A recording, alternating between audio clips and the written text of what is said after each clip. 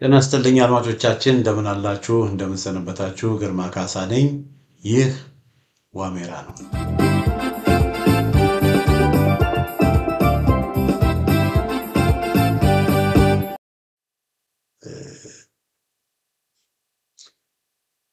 እንግዲህ በመቀጠል የምናገረው በመቀጠል የምለው ነገር ቢኖር የአማራ ፋኖ ብሔራዊ ኃይልን እንደ ኮንቲኔንታል ኮንግረስ በሚል ዙሪያ ላይ ለምን ኮንቲኔንታል ኮንግረስን ከአማራ ፋኖ ብሔራዊ ኃይል ጋር አገናኘው ለሚለው ምላሽ ለመስጠት ሞክራለሁ ኮንቲኔንታል ኮንግረስ ማለት ከ250 ዓመት በፊት በአሜሪካን ሀገር የነበረ ተቋም ከ250 ዓመት በፊት በአሜሪካን ሀገር የነበረ ተቋም ነው እና ብዙዎች የአሜሪካን ታሪክን አሜሪካ ሀያል ሀገር እንደሆነች እናውቃለን ነገር ግን አሜሪካ እንዴት እንደተመሰረተች ብዙ የማናቅ ሰዎችን አሜሪካ ዝም ብላ አይደለም የተመሰረተችው አሜሪካ አሁን አሜሪካን ሀገር ውስጥ የሚኖሩ ነጮች ብዙዎቹ ከአባቶቻቸው ቅድማያቶቻቸው ከአውሮፓ የመጡ ናቸው አሜሪካ የነጮች ሀገር አልነበረችም እዛ ጋር ሬድ ኢንዲያንስ አሜሪካን ኢንዲያንስ የሚባሉ ኔቲቭ ኢንዲያንስ የሚባሉ እነሱ ነበሩ እዛ የሚኖሩት አፓቼ የሚባሉ ምናምን የተለያየ ስም ያላቸው ሁሮን የሚባሉ የተለያየ ስም ያላቸው ሬድ ኢንዲያኖች ኔቲቭ አሜሪካኖች ነበር የሚኖሩት እና ያንን ቦታ ከአውሮፓ መጥተው ሲሰፍሩ ያው የአሜሪካ የኔቲቭ አሜሪካኖችን ቦታ ነው የወሰዱት ያው እነሱን ቤዚክሊ አጥፍተው ወይም ደግሞ ወደ ሌላ ቦታ እንዲሄዱ አድርገው ነው የነሱ መሬት ነው እንግዲህ ነጮች መጥተው ያንን ቦታ የሰፈሩት እና ያ ቦታ የእንግሊዝ ቅኝ ግዛት ሆነ የእንግሊዝና የፈረንሳይ ቅኝ ግዛት እና የስፔን ቅኝ ግዛት ሆነ የአሜሪካ አህጉር በአጠቃላይ እና አሁን ዩናይትድ ስቴትስ ኦፍ አሜሪካ በሚባለው ቦታ ያው እንግሊዞች በተለይ ወደ በአትላንቲክ ውቅያኖስ ዙሪያ ላይ ቅኝ ግዛቶች መስርተው በቃ ያስተዳድሩ ነበር እና እነዚህ ጋር የምታዩዋቸው በቀይ የምታዩዋቸው የእንግሊዝ ቅኝ ግዛቶች በጥግ በኩል ያሉት የእንግሊዝ ቅኝ ግዛቶች ናቸው እና ከነዚህ ቅኝ ግዛቶች ተነስተው ነው እንግዲህ ወደ ምዕራብ እየሄዱ አብዛኛውን አሜሪካ በጊዜ ብዛት እየወረሩ እየተቀላቀሉ እየወሰዱ ካሊፎርኒያ ድረስ የደረሱት እንጂ መጀመሪያ ላይ እነዚህ 13 ቦታዎች የ13 ቅኝ ግዛቶች ወይም 13 ኮሎኒስ የሚባሉት እና እነዚህ የራስ መስተዳደር ነበራቸው ግን በእንግሊዝ ስር ነው የነበሩት በቃ ለእንግሊዝ ታዛዥ ለእንግሊዝ ሀገረ ገዢ ታዛዥ ነበሩ እና እነዚህ የአሜሪካ ቅኝ ግዛቶች ለመጀመሪያ ጊዜ ከተለያየ ቅኝ ግዛቶች ከተለያየ ኮሎኒዎች ተሰባስበው አንድነትን ከመመስረታቸው በፊት መመካከር የጀመሩት ለመጀመሪያ ጊዜ እንደ አውሮፓውያን አቆጣጠር በጁን 191754 ዓመተ ምህረት ነው እሱም ምንድነው አልበኒ በመትባል ከተማ አልበኒ ማለት ኒውዮርክ ክፍለ ሀገር ውስጥ ኒውዮርክ ኮሎኒ ውስጥ ኒውዮርክ ሀገረ ገዥ ውስጥ ኒውዮርክ ጠቅላይ ግዛት ውስጥ የነበረች ከተማ ናት እና አልበኒ ኒውዮርክ እንግዲህ አለ ኒውዮርክ ክፍለ ሀገር ነው ጠቅላይ ግዛት ነው በኒውዮርክ ውስጥ የተለያዩ ከተሞች አሉ አንዱ ከተማ አልበኒ ነው ባፈሎ የሚባል ከተማ አለ አልበኒ የሚባል ከተማ አለ ኒውዮርክ ሲቲ የሚባል ከተማ አለ እና ኒውዮርክ ሲቲ እና ኒውዮርክ አልበኒ የምትባል አንድ ከተማ አለች በዛ ከተማ አልበኒ ኮንግረስ የሚባል ይመሰረታል ለአንድ ወር አካባቢ ነው ከጁላይ 19 ከጁን 19 እስከ ጁላይ 11 ድረስ ያ ህግ ያ ምክክር ይደረግ እና ያ ምክክር በዋናነት እንግሊዝን በመቃወም የተደረገ ምክክር ሳይሆን ያ ምክክር በዋናነት በዛው ወቅት የ7 ዓመት ጦርነት በእንግሊዝና በፈረንሳይ መካከል ስለነበረ ያ ጦርነት ደግሞ ፈረንሳይም ደግሞ በአሜሪካ ለምሳሌ ሚሲሲፒ ሪቨር የሚባል አለ ሚሲሲፒ ሪቨር አካባቢ ትልቅ ግዛት ስለነበራት በካናዳም ግዛት ስለነበራት ኒው ምንድነው አዲሲቷ ፈረንሳይ የሚባል ግዛት ስለነበራት ኮሎኒ ቅኝ ግዛት ስለነበራት በአውሮፓ በአሜሪካም በቃ የእንግሊዝና የአሜሪካ ጦርነት በእንግሊዝና የፈረንሳይ ጦርነት በአሜሪካም ውስጥ ተከሰተ ስለዚህ እዛ ያሉት የእንግሊዝ ቅኝ ግዛቶች እንግሊዝን ለማገዝ ከፈረንሳይ ጋር እንዴት እንዋጋ እዛ ካሉ ከሬድ ኢንዲያኖች ጋርስ እንዴት እነሱን እንመክት በሚል ምክክር አለ እንግሊዝን በቃ ቅኝ ገዣቸውን ለማገዝ እና ያ ነው እንግዲህ እና ወደ 7 የሚሆኑ የእንግሊዝ ኮሎኒዎች Connecticut, Maryland, Massachusetts, New Hampshire, New York, Pennsylvania እና ሮድ አይላንድ ተሰባሰቡ ማለት እና ይሄ የመጀመሪያው ኮንግረስ ለመጀመሪያ ጊዜ የተሰባሰቡበት ከነዚህ ቅኝ ግዛቶች የተወጣጡ ተወካዮች የተሰባሰቡበት ማለት ነው። ከዛ ምንድነው የሆነው ከአንድ ዓመት በኋላ በኦክቶበር 7 አውሮፓውያን አቆጣጠር በኦክቶበር 7 1965 ዓመተ ምህረት አሁንም ለአንድ ወር የሚሆን እስከ ኦክቶበር 25 1765 ዓመተ ምህረት ለሶስት ሳምንት የሚሆን በኒውዮርክ ከተማ አሁን ደግሞ በኒውዮርክ ክፍለ ሀገር በኒውዮርክ ከተማ እነዚህ የአሜሪካ ቅኝ ኮሎኒዎች እንደገና ይሰባሰባሉ ተወካዮቻቸው ማለት ነው። እና ያ ተወካዮቻቸው የተሰባሰቡበት በአንድ ምክንያት እሱ ምንድነው እንግሊዞች ያው በጦርነቱ ምክንያት ከፍተኛ የኢኮኖሚ ጫና ስለነበረባቸው የእንግሊዝ ፓርላማ በማናቸው ህጋዊ ሰነዶች ላይ ጋዜጦች ላይ ካሌንደሮች እንደውም ኢቭን መጫወቻ ካርዶች ሁሉ ሳይቀር በእነሱ ላይ ስታምፕ ማህተም ስታምፕ አለ የፖስታ ስታምፕ መደረግ አለበት የሚል ህግ ያው እና ያ ምን ይባላል ዘ ስታምፕ አክት ኦፍ 1765 ያ ህግ ይወጣል። የእንግሊዝ ፓርላማ ነው ያንን ህግ የሚያወጣው። ያ በሚወጣበት ጊዜ እንግዲህ ምንድነው ግብር ማለት ነው።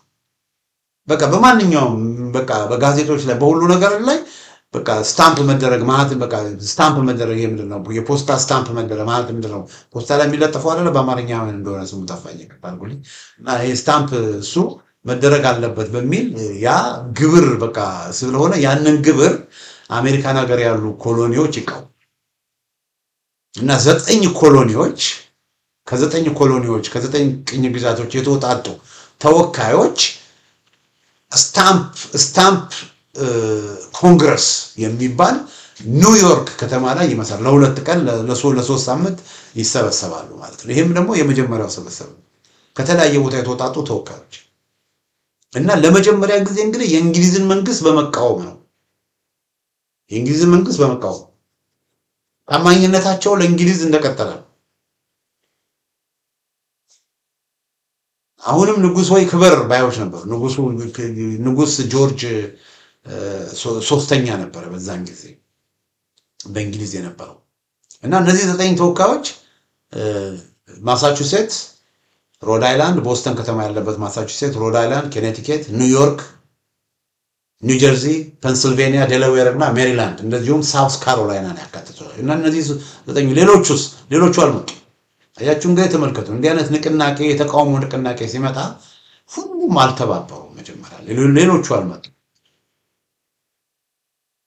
ወደ 4 የሚሆኑት አልመጡ እነ ጆርጂያ ምናምን አልመጡ 9 ብቻ ነበር ይመጣ። ስለዚህ ይሄ በአሜሪካን ሀገር ውስጥ ያለው የአሜሪካን የመፍጠር ሂደት ከጅምሩ ሲጠነሰስ ሁሉም አንድ መስመር ላይ አልነበሩ። በሂደት ነው ዳር የነበሩት እየተቀላቀሉ ጫፍ የነበሩት ወደ መሃል እየመጡ እየተሰባሰቡት በሂደት ነው የተሰባሰቡት እና እነዚህ ከ9 ደግሞ ደብዳቤ ለእንግሊዝ ለንጉስ ጆርጅ 3ኛ የብሶትና የተቃውሞ ደብዳቤ ሲጻፍ ፊርማቸውን ያሰፈሩት ከ9 ጠቅላይ ግዛቶች የተወከሉ ከ9 ኮሎኒዎች የተወከሉ 6ቱ ብቻ ናቸው። 3ቱ ፈቃደኛ ነው። አያችሁ ስለዚህ አንድነታቸውና ተበበራቸው ሙሉ አልነበረም ማለት አሁንም የእንግሊዝ ተጽዕኖ በተወሰነ መልኩ የተወሰኑት ሰዎች ላይ ስለነበረ ከ9 ለስብሰባ መጡ። ያልመጡ 4 የሚሆኑ አልመጡም። ከ9 ደግሞ 3ቱ ፈቃደኛ አልሆኑም ስማቸውን ደብዳቤ ላይ ለማስፈር እና ያ ደብዳቤ ተላከ። አሁን ያ ደብዳቤ በሚላክበት ጊዜ ያው ያ ተቃውሞ በአሜሪካና በእንግሊዝ መካከል ትንሽ አለመግባባት ስለፈጠረ ከአሜሪካ ጋር ንግድ የሚያደርጉ የእንግሊዝ ነጋዴዎች እነሱም በቃ ኪሳራ ውስጥ ስለወደቁ የእንግሊዝን ፓርላማ ተጽዕኖ በእንግሊዝ ፓርላማ ላይ ተጽዕኖ አሳድረው ያ ህግ እንዲነሳ ተደረገ እና ህጉ በ17 እንደ አውሮፓውያን አቆጣጠር በ1765 የእንግሊዝ ፓርላማ ያንን ህግ ይሽረዋል። ሆኖም ግን ያንን ህግ ሲሽሩት የሻሩት የነሱ ዜጎች እዛው እንግሊዝ ያሉ ነጋዴዎች ስለተቃወሙት እንጂ የአሜሪካ ኮሎኒ ተወካዮች ተቃውሞ ስላሰሙ አይደለም። እና ምን አደረጉ እንደውም የባሰ ነገር ዴክላራቶሪ አክት የሚባል የአሜሪካ ኮሎኒዎች የአሜሪካ ቅኝ ግዛቶች በሙሉ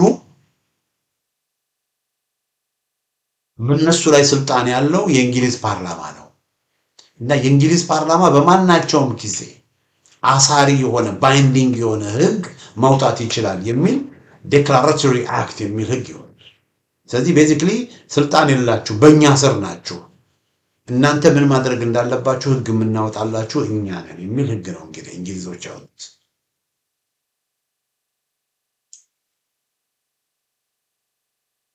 እና በዚህ መልኩ ያው በአሜሪካ ኮሎኒዎች እና በእንግሊዝ በገዢዎቻቸው መካከል ልዩነቶች እየተፈጠሩ ነው።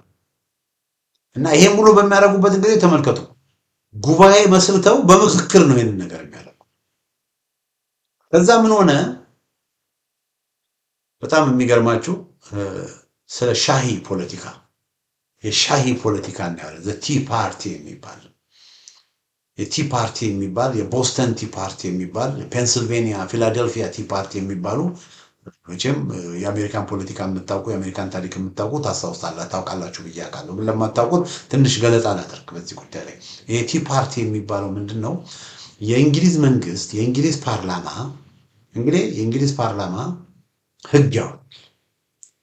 እንግዲህ ምንድነው በዚህ በእነዚህ በአሜሪካ ኮሎኒ ውስጥ ከውጪ ቁሳቁሶች በሚገቡበት ጊዜ ቀረጥ ይከፈላል እና ቀረጡ አንዱ ለንጉሱ ቀረጥ ይከፈላል ለእንግሊዙ ንጉስ ቀረጥ ይከፈላል እና ለእንግሊዝ ንጉስ የሚከፈለውን ቀረጥ የሚደነግገው ህግ እንደውም ታውንሼንድ አክት ይባላል። ስለዚህ ባንኛውም ቦታ ለንጉሱ ቀረጥ ይከፈላል።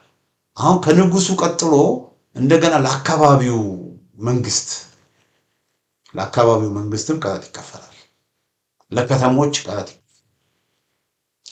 አሁን አሜሪካን ሀገር ለፌደራል መንግስቱ ቀረጥ ይከፈላል፣ ለስቴቶች ቀረጥ ይከፈላል፣ ለሲቲዎች ቀረጥ ይከፈላል። አሁን ካሊፎርኒያ ሎስ አንጀለስ በምንሄድበት ጊዜ ለምሳሌ ሎስ አንጀለስ ከተማ ለፌደራል መንግስቱ ቀረጥ ይከፈላል እንደ ገቢያችን መጠን ማለት ነው። አንዳንዶቹ 15%፣ አንዳንዶቹ 23%፣ አንዳንዶቹ 29%፣ አንዳንዶቹ 36% እንደ ገቢያችን መጠን ቀረጥ እንከፍላለን። ከዛ ለከተማው ለስቴቱ ደግሞ እንደዚሁ ቀረጥ ይከፈላል። ለካሊፎርኒያ ስቴት ለካሊፎርኒያ ጠቅላይ ግዛት ቀረጥ ይከፈላል። ከዛ ለሎስ አንጀለስ ከተማም ደግሞ ቀረጥ ይከፈላል። አሁን ምንድነው የሆነው? የእንግሊዝ ፓርላማ አንድ ህግ ያወጣል። ያ ህግ ምንድነው? The Tea Act of May 10, 1773 ይባላል። የሻሂ ድንጋጌ ማለት የሻሂ ቅጠል ድንጋጌ የሻሂ ድንጋጌ ሻሂ ምንዳረግ እዚህ ማለት ምንድነው የሆነው? በህንድ ሀገር አሜሪካኖች ይቅርታ እንግሊዞች የአሜሪካንን ብቻ ሳይሆን ህንድንም ቅኝ ገዙ ስለነበረ ህንድ ውስጥ የእንግሊዝ ኩባንያ አለ፣ ትልቅ ኩባንያ አለ፣ በጣም ሀብታም ኩባንያ እና ያ ኩባንያ የሻሂ ቅጠሎችን ከቻይና እያመጣ ለአውሮፓና ለአሜሪካ ይሸጣል። እና አሁን ለአሜሪካ በሚሸጥበት ጊዜ ያንን ሻሂ በሚሸጥበት ጊዜ ይሄ ቲ አክት የሚለው ምንድነው? ለንጉሱ ከሚሰጠው ግብር ውጪ ሌላ ግብር እነዚህ ካምፓኒዎች መክፈል የለባቸውም የሚል ህግ ይወጣል። እነዚህ ህንድ ያሉ የእንግሊዝ ኩባንያዎች ቀረጥ እንዳይከፍሉ የሚከለክል። አሁን ተመልከቱ፣ ቀረጥ የማይከፍሉ ከሆነ ለንጉሱ ብቻ ከሆነ ቀረጥ የሚከፍሉ እነሱ መንግስታቸውን አስተዳደራቸውን ሎካል ጋቨርንመንትን የሚያስተዳድሩበት ገንዘብ አጡ ማለት ነው። እና ይሄ ትልቅ ተቃውሞ ነው። ስለዚህ ይሄንን ተቃውሞ በመቃወም ማሳቹሴት ክፍለ ሀገር ማሳቹሴት ጠቅላይ ግዛት ውስጥ ምን ይደረጋል? ምን ይፈጸማል መሰላችሁ? ማሳቹሴት ውስጥ ከቻይና የመጣ የእንግሊዙ የህንድ ኩባንያ ከቻይና የመጣ አንድ መርከብ አለች። ምንድነው? ዳርትሙዝ የምትባል መርከብ አለች። ዳርትሙዝ በምትባል መርከብ ውስጥ የሻሂ ቅጠሎች ጭኖ ወደ ቦስተን ከተማ ወደብ ደረሰ። አሁን ቦስተን ከተማ ወደብ በሚደርስበት ጊዜ እነዚህ ይሄንን ህግ የሚቃወሙ የቦስተን ቲ ፓርቲ ሰዎች መርከቧን ያቃጥሏታል። ከነሻሂ ቅጠሉ መርከቡ ተቃውሞ ማለት ነው። ቲ ፓርቲ ማለት እንደዚህ መልከ ሻሂ ቅጠል በቃ ለኛ ግብር የማይሰጥ የማይከፍል ምንም አይነት ነገር አይገባም ብሎ መርከቧን ያቃጥሏል።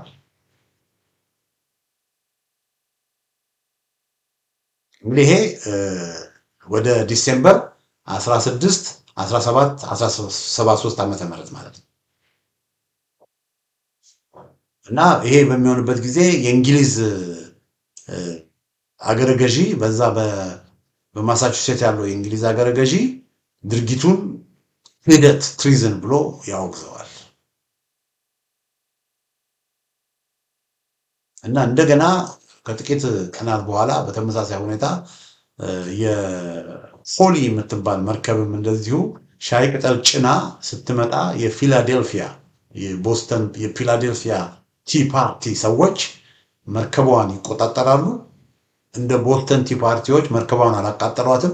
በመጣችበት ሻይ ቅጠሏን ይዛ ወደ መጣችበት እንድትመለስ ያስገድዷትና ይመልሷታል። እና ይሄ በሚሆንበት ጊዜ በተለይ መርከቧ የዳርትሙዝ መርከብ ስለተቃጠለች የእንግሊዝ ፓርላማ በ1774 ዓመተ ምህረት ያንታገስም ድንጋጌ ያወጣል። ኢንቶለራብል አክት ወይም ኮኤርሲቭ አክት የሚባል ህግ ያወጣል። እና በዛ ህግ መሰረት ይሄ የማሳቹሴትን ኮሎኒ አማጽ ራስ ገዝ በቃ አንደኛ አስተዳደሩን እዛ የነበረውን ሎካል አስተዳደር ይፈርሳል።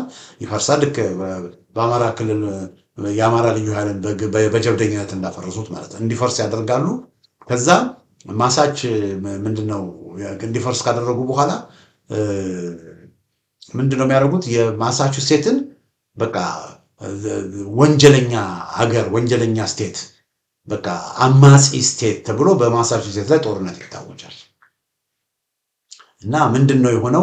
እነዚህ ማሳቹሴት ያሉት ያው መስተዳደራቸው ስለፈረሰ ሚሊሻዎች ማደራጀት ጀመሩ እና የማሳቹሴት ጊዜያዊ ኮንግረስን መሰረቱ።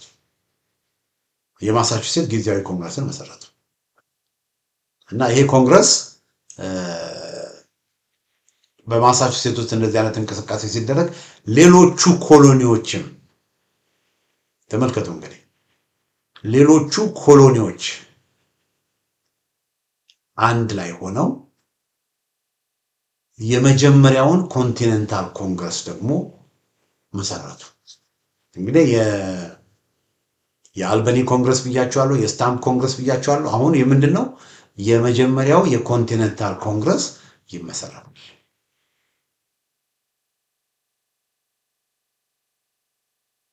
እና የመጀመሪያው ኮንቲኔንታል ኮንግረስ ሴፕቴምበር 5 1774 ዓመተ ምህረት እስከ ኦክቶበር 26 1774 ዓመተ ምህረት ያ ይመሰረታል ማለት ነው።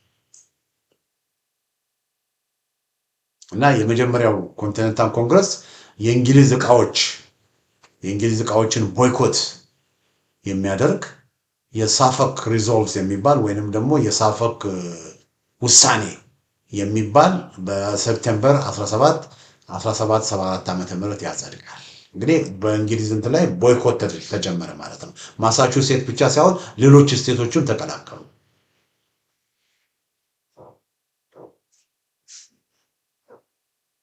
እና ምንድነው የሆነው? በዚህ ጊዜ በፌብሩዋሪ 1775 ዓመተ ምህረት ያው የእንግሊዝ መንግስት አማጺ ክፍለ ሀገር ብሎ የፈረጃት ማሳቹሴት ላይ ጦርነት ያውጃል። እና ጦርም ወደ ቦስተን ከተማ የማሳቹሴት ዋና ከተማ ቦስተን ከተማ ነው። ወደ ቦስተን ከተማ ጦር ይልካል። እና የመጀመሪያው ውጊያ እንግዲህ በኤፕሪል 19 1775 ዓመተ ምህረት ማሳቹሴት ክፍለ ሀገር የሌክሲንግተን እና የኮንኮርድ ከተማ ላይ ይደረጋል። እና ያ ውጊያ የሌክሲንግተን እና የኮንኮርድ ውጊያ ተብሎ ይታወቃል። እና በኮንኮርድ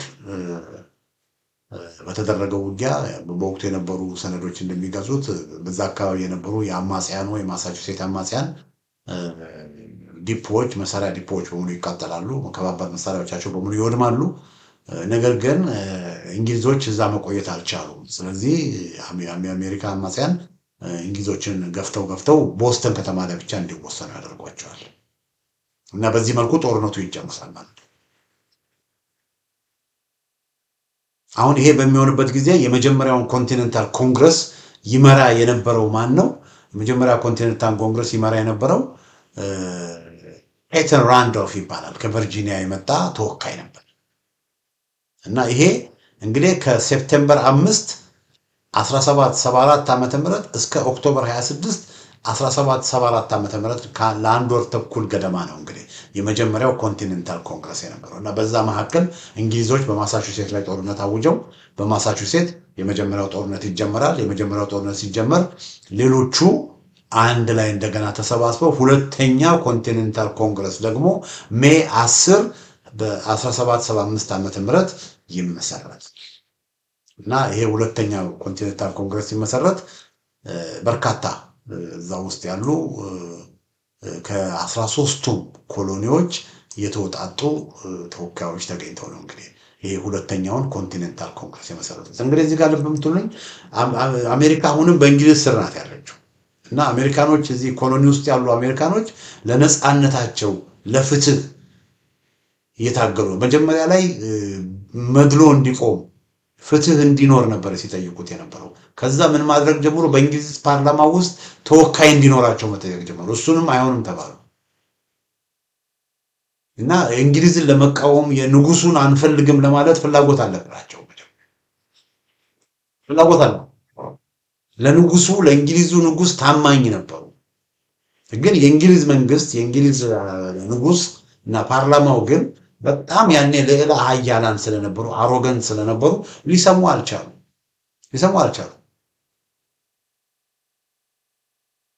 እና ይሄ የኮንቲኔንታል ኮንግረስ ሁለተኛው ኮንቲኔንታል ኮንግረስ ምን ያደርጋል? አንድ ላይ ሆነው ተመካክረው እንግዲህ በቃ ጦርነቱን የሚመራው ይሄ ኮንግረስ እነዚህ ሰዎች ናቸው። እዚህ ውስጥ ትላልቅ አንጋፋ የሚሆኑ ሰዎች አሉ። እንደ ጆን አዳምስ ያሉ እንደ ጄምስ ማዲሰን ያሉ እንደ ቶማስ ጄፈርሰን እንደ ቤንጃሚን ፍራንክሊን ያሉ የአሜሪካ ታላላቅ አባቶች የሚባሉ እዚህ ውስጥ አሉ። አንድ ላይ ሆነው ይሄ ኮንቲኔንታል ኮንግረስ ይባላል። የቡድን አመራር ኮሌክቲቭ ሊደርሺፕ ነው።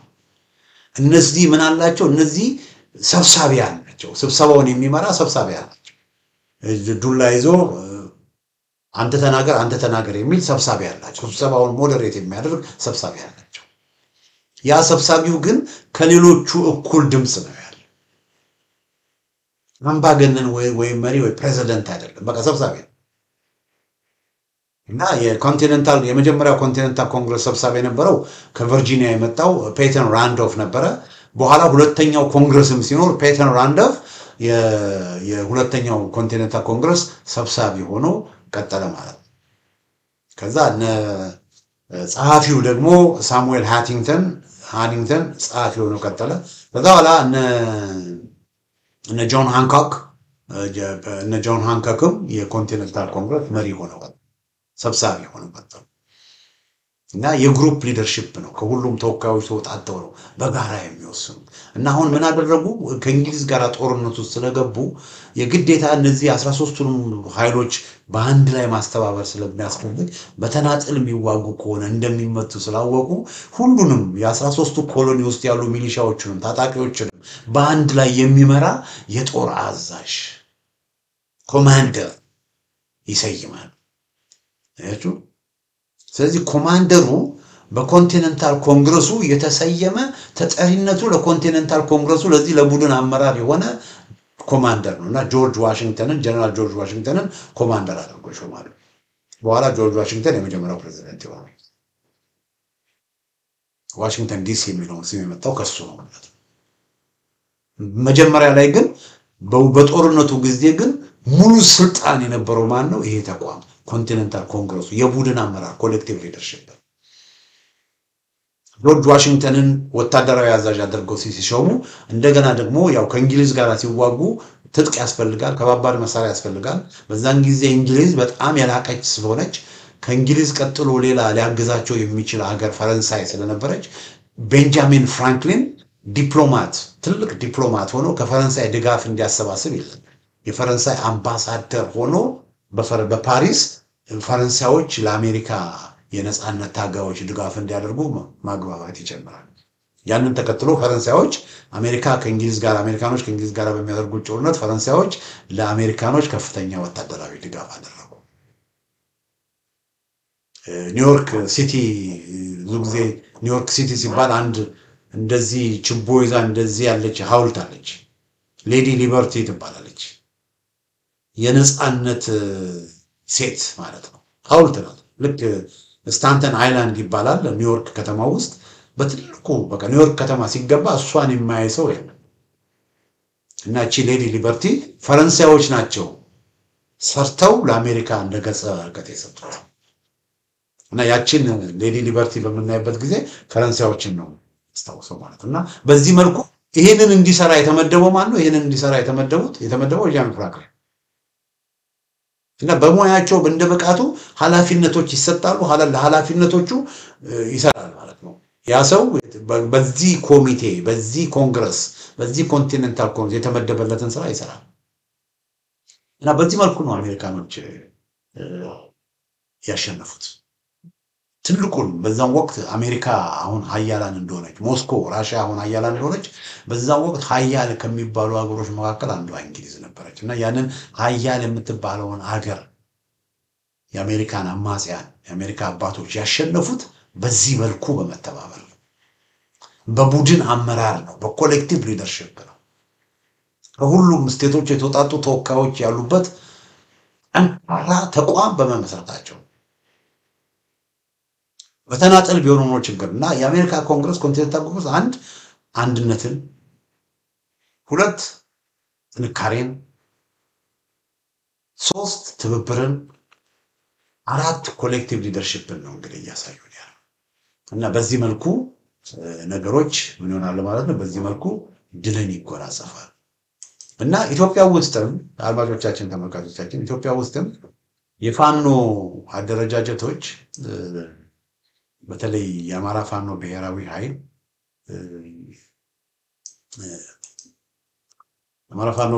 ኃይል አንድነት የቡድን አመራርን በሚዘረጋበት ጊዜ ያ የቡድን አመራር ውጤት እንደማያመጣ አድርገው የሚያስቡ ሰዎች አሉ። ፖለቲካ የሚያውቁ ታሪክ የማያውቁ ሰዎች እነሱ ኢሰፓን ነው የለመዱት። እነሱ ኢህአዴግን ነው የለመዱት። ቲፒኤልኤፍን ነው የለመዱት። ኦነግን ነው የለመዱት። እነሱ ብልጽግናን ነው የለመዱት። በቃ ግለሰብ መሪ ሆኖ ወይም ደግሞ ግለሰብ አይደለም ማለት የፋኖ ትግል አሁን ኢህአፓን ብንወስድ ኢህአፓን ያቋቋሙ የተወሰኑ ሰዎች ናቸው። ለመሪዎች እነሱ ናቸው።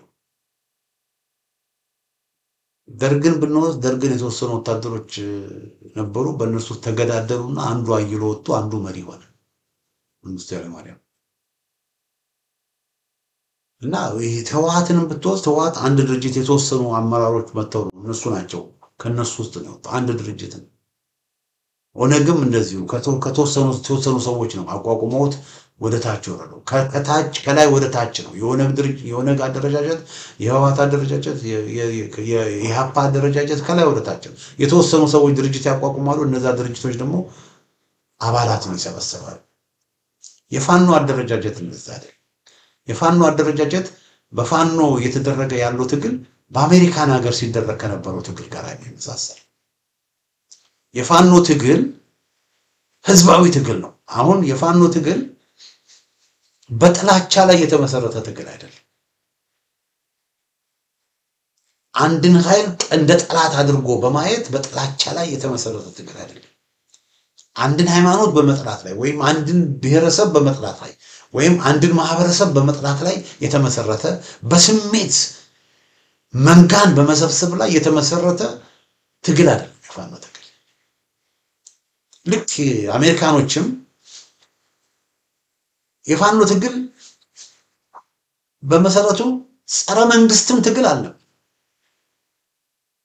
ጸረ ህግም ትግል አይደለም። የአማራው ማህበረሰብ ህግን መንግስትን የሚያከብር ነው። ልክ አሜሪካኖችም የእንግሊዝን መንግስት ንጉሱን ያከብሩ እንደነበር ግን የሚጠይቁት ውክልና እናገኝ፣ እኛ ያልመከርንበት ግብር በእኛ ላይ አይጫን፣ እንግሊዝ ሀገር ከሚኖሩትም እኩል እኛ እኩል እንታይ፣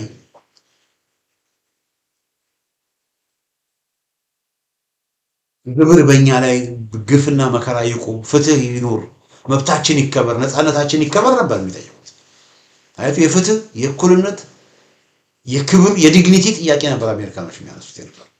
ስለዚህ ይሄ ጥያቄ ደግሞ ይሄ የፍትህ የእኩልነት የመብት የውክልና ጥያቄ ደግሞ በሁሉም ጠቅላይ ግዛቶች በ13ቱም ጠቅላይ ግዛቶች ስለነበረ ይሄ እንቅስቃሴ ከታች ወደ ላይ ነው። ከየአካባቢው የነበረው ህዝብ የወከላቸው ሰዎች ነው የተሰበሰቡት። ከየአካባቢው የተወከሉ የተለያዩ መሪዎች ነው የነበሩት። ከቨርጂኒያ እነ ፔተር ራንዶልፍ እነ ቶማስ ጄፈርሰን፣ ከፔንሲልቬኒያ እንደነ ቤንጃሚን ፍራንክሊን፣ ከማሳቹሴት እንደነ ጆን አዳምስ የመሳሰሉ በጣም ፓወርፉል የሆኑ ጠንካራ የሆኑ ጎበዝ የሆኑ ሰዎች ተወካዮች አሉ።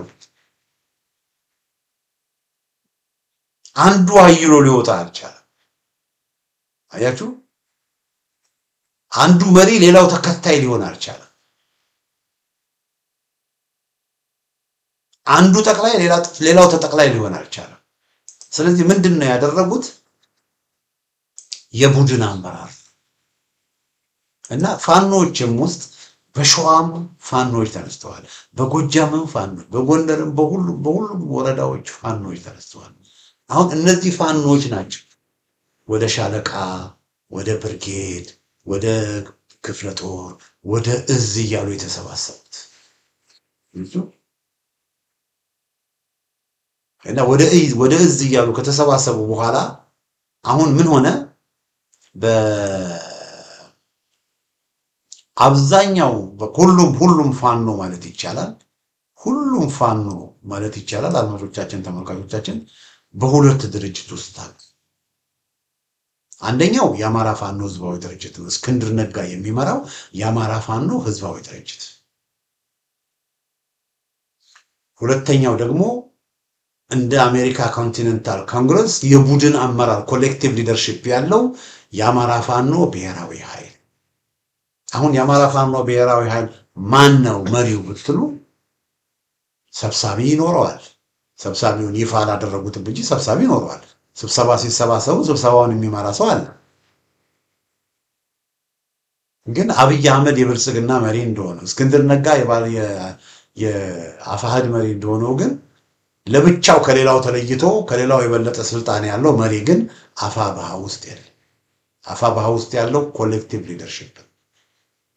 በአፋብኃ ውስጥ 13 እኩል ድምጽ ያላቸው 3 ከጎንደር፣ 3 ከጎጃም፣ 3 ከወሎ፣ 3 ከሸዋ የመጡ እንደዚሁም ጀነራል ተፈራም ተጨምሮበት 13 ሰዎች ያሉበት የጠቅላይ ኮማንድ ኮሚቴ አለ። ጠቅላይ ምክር ቤት ጠቅላይ ኮማንድ 13 ናቸው። እና እነዚህ 13 ሁሉም ጠንካራ ናቸው። ልክ አሜሪካን ሀገር ውስጥ ሁሉም ጠንካራ ከተለያየ ቦታ የመጡት ጠንካራ እንደሆነ ሁሉም ጠንካራ ናቸው። እኔ የተወሰኑትን ብዙዎችን አናግሬ ያውቃለሁ፣ ብዙዎችን አውቃለሁ። ዳይናሚክ ናቸው። ለምንጋርዳቸው ዳይናሚክ ጎጃም ያሉትን 3ቱን፣ ወሎ ያሉትን ከወሎ 2ቱን፣ ሸዋ 3ቱን እዚህ ምክር ቤት ውስጥ ያሉትን ሰዎች አናግሬያለሁ። ዳይናሚኮች ናቸው አይገርማችሁ። እና እነዚህ ተባብረው በእኩልነት ልክ ኮንቲኔንታል ኮንግረስ እንደሚያደርግ ስራ እየሰሩ ነው። የዘረኛውን አገዛዝ ለማስወገድ ስራ እየሰሩ የቡድን አመራር ነው ያለው። እና ምንድነው የሚያደርጉት? ልክ አሜሪካኖች የአሜሪካ ኮንቲኔንታል ኮንግረስ በጋራ ተሰብስበው ውሳኔ አሳልፈው በቃ ገሌ ይሄን ይስራ ብለው ኮሚቴዎች አዋቅረው ጆርጅ ዋሽንግተንን የጦር ኮማንደር እንዲሆን በቃ የወታደራዊ አዛዥ ወታደራዊ ጉዳዩን እንዲመራ መደቡት። እንዳልኳችሁ ቅድም ቤንጃሚን ፍራንክሊን የውጭ ግንኙነትን እንዲሰራ ፈረንሳይ አምባሳደር ሆኖ ድጋፍ እንዲያሰባስብ ሎጂስቲክ እንዲያሰባስብ መደቡት። መሳሪያ እንዲያመጣ መደቡት። እንደዚሁም አሁንም አፋሕዶች የወታደራዊ ኮሚቴ አላቸው። ወታደራዊ ኮሚቴውን የሚመራ ሰው ይመድባሉ። ያ የወታደራዊ ጉዳዮች ኃላፊ ተጠሪነቱ ለምክር ቤቱ ይሆናል፣ ለኮሌክቲቭ ሊደርሺፕ ይሆናል። አስፈላጊ ከሆነ በማናኛውም ጊዜ ኮሌክቲቭ ሊደርሺፕ ይቀየራል። ያ ሰው ወታደራዊ አዛዥ ሆኖ የሚሾመው ሰው በብቃት ነው የሚሾመው ማለት ነው። ውጤት የማያመጣ ከሆነ ደግሞ ምን ይሆናል? ይቀየራል። የሚቀይረው ማን ነው? ኮሌክቲቭ ሊደርሺፕ ይቀይረዋል። ስራ ካልሰራ ይቀይረዋል። የውጭ ግንኙነት የሚመደብ ሰው ይኖራል። ያ የውጭ ግንኙነት የሚመደብ ሰው ማን ነው የሚመድበው? የውጭ ግንኙነት ኃላፊ አድርጎ የሚመድበው ማን ነው? ኮሌክቲቭ ሊደርሺፕ የጋራ አመራሩ ነው የሚመድበው። ሲመድበው ስራውን ካልሰራ ይቀየራል። ያችሁ እንደዛ ነው የሚሆነው። ስለዚህ ይሄ አመራር ሁሉንም አሸናፊ የሚያደርግ አመራር ነው። ኢንክሉሲቭ የሆነ ለሁሉም ክፍት የሆነ አፋሕድን በምናይበት ጊዜ አፋሕድ እስክንድር ነጋ ነው መሪ። በቃ አለ። እስክንድር ነጋ ተክለ ሰውነት ላይ የተመሰረተ እስክንድር ነጋ ከሌለ አፋሕድ ያለ አፋሕድ እስክንድር ነጋ ያለ እስክንድር ነጋ አፋሕድ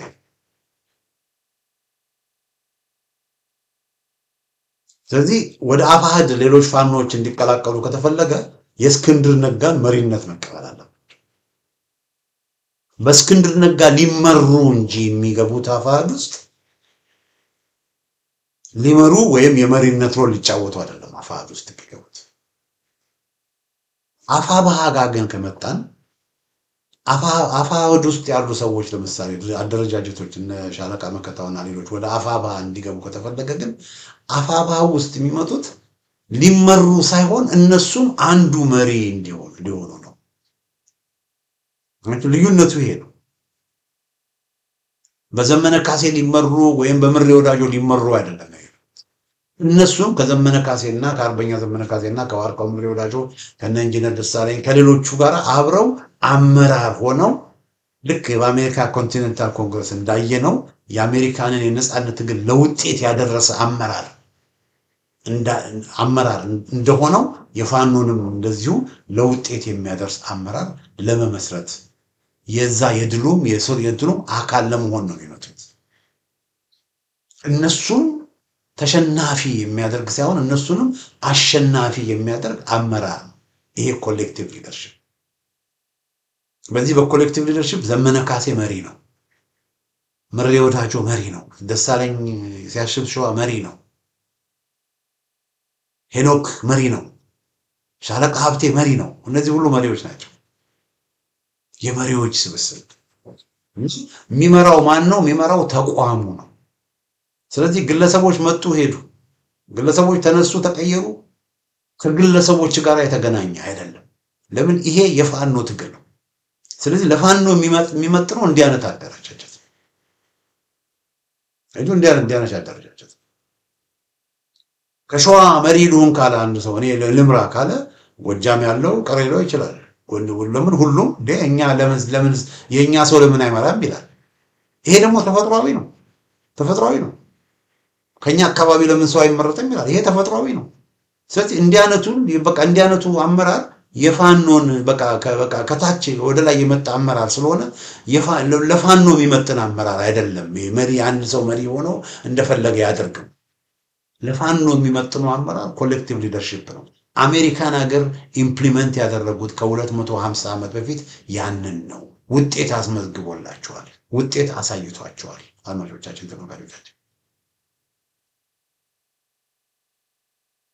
እንግዲህ በአማራ ፋኖ ብሔራዊ ኃይል ዙሪያ እንግዲህ የምለው ይሄንን ነው። አማራ ፋኖ ብሔራዊ ኃይል እንደ ኮንቲኔንታል ኮንግረስ በሚል ርዕስ እንግዲህ የአሜሪካንን ተመክሮ በማሳየት ምን ያህል የኮሌክቲቭ ሊደርሺፕ አዋጭ እንደሆነ፣ ምን ያህል የኮሌክቲቭ ሊደርሺፕ ሁሉንም አሸናፊ የሚያደርግ እንደሆነ ለማሳየት ነው የሞከርኩት እና ከዚህ ከኮሌክቲቭ ሊደርሺፕ የአማራ ፋኖ ብሔራዊ ኃይል ፈቀቅ የሚል ከሆነ ችግር ያጋጥማል። ለምን? የፋኖ ትግል ባህሪው በቃ ሁሉም የራሱን አካባቢ ይዞ ችግር ሊፈጠር ይችላል እና ወደንም ጠላንም አካባቢያዊነት አለ ጎጃም ያለው ለጎጃም ጎንደር ያለው ለጎንደር ሸዋ ያለው ለሸዋ ወሎ ያለው ለወሎ ማሰቡ አይቀርም ራሳችንን አናጣል አካባቢያዊነት አለ ልክ በአሜሪካም ቨርጂኒያ ያሉት ቨርጂኒያንስ ማሳቹሴትስ ያሉት ፔንሲልቬኒያም ያሉት ሁሉ ለአካባቢያቸው እንደሚያስቡ በአማራ ፋኖችም ዘንድም እንደዚሁ ነው ፕራዮሪቲዎችም ይለያያሉ አሁን ጎንደር ያለው ፕራዮሪቲ ጎጃም ካለው ፕራዮሪቲ ወሎ ካለው ፕራዮሪቲ ሸዋ ካለው ፕራዮሪቲ ሊለይ ይችላል ኢቭን በጎጃም ውስጥም ራሱ ብታዩ ደብረ ማርቆስ ያለውና ባህር ዳር ያለው ፕራዮሪቲ ሊለይ ይችላል ሸዋ ውስጥ ብትሄዱ መራቤት ያለውና ይፋት ያለው ወይም ደግሞ ቡልጋ ያለውና መንዝ ያለው ይለያያል እና ኢቭን በአንድ አውራጃ ውስጥም ሆነን ደግሞ ከተባዛው ከተማው ውስጥ ለምሳሌ ባህር ዳር ከተማ ውስጥና ባህር ዳር ዳር ያሉት ፕራዮሪቲዎች የሰዎች የነዋሪው ፕራዮሪቲ ይለያያል ስለዚህ ሁሉም እንደ አካባቢው አስተሳሰቡ ሊለያይ ትንሽ ባንድ መስመር ላይ ላይሆን ይችላል ስለዚህ የሚያዋጣው ሁሉንም አሸናፊ ያደረገ ኮሌክቲቭ ሊደርሺፕ ነው ሁሉንም አሸናፊ ያደረገ ባንድ ላይ እንዲሆኑ ማድረግ ነው ያ ነው የሚያዋጣው እና በዛ ዙሪያ ላይ የአማራ ፋኖ ብሔራዊ ኃይል በጣም ጥሩ መስመር ላይ ነው ያለው እና ሌሎችም በአማራ ፋኖ ብሔራዊ ኃይል ውስጥ ያልተካተታቸው ወገኖች ካላችሁ እንዳልኩት አዋጭ እሱ ስለሆነ የአማራ ፋኖ ብሔራዊ ኃይልን አቀሉ በዚህ አጋጣሚ በአክብሮት ጠይቃለሁ